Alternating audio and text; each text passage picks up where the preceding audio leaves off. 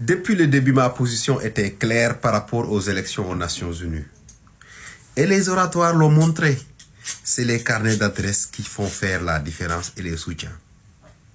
Les deux candidats, j'en ai parlé, ils n'avaient aucune chance, Macky Sall et Rebecca. Michel Bachelet, lâché par son pays, ça lui porte préjudice. Raphaël Grossi, qui gère aujourd'hui l'Agence internationale de l'énergie atomique, est largement devant. Et je l'avais dit, parce que tout simplement, Raphaël Grossi a aujourd'hui tout ce lobbying, toute cette relation internationale pour lui permettre d'être une personne légitime. Pourquoi?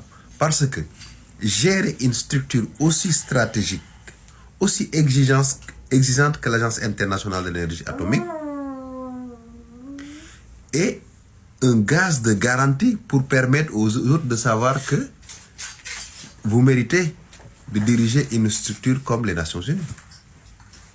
Parce que quand vous dirigez l'AIEA, vous avez une relation avec Poutine, avec Trump, avec tous les pays africains, tous les pays d'Europe, je peux dire tous les pays du monde.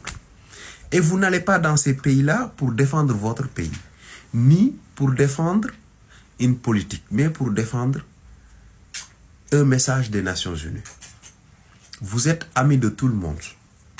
Et vous avez la possibilité de rencontrer tout le monde. Et c'est ça qui noue une relation. Déjà, Raphaël Grossi a une très bonne relation avec tous les membres permanents des Nations Unies. Tous les membres qui ont le droit de veto. Sans exception. Et vous n'allez pas me dire un seul des 4 candidats qui avait cette possibilité-là.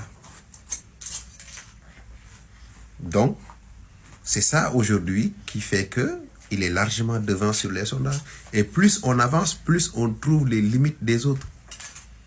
Le fait d'avoir cette confiance-là, le fait d'avoir cette possibilité de parler à tout le monde, de rencontrer les grands dirigeants, de discuter avec eux sur des sujets aussi sensibles que les armes atomiques, que l'énergie nucléaire, ce n'est pas donné à n'importe qui.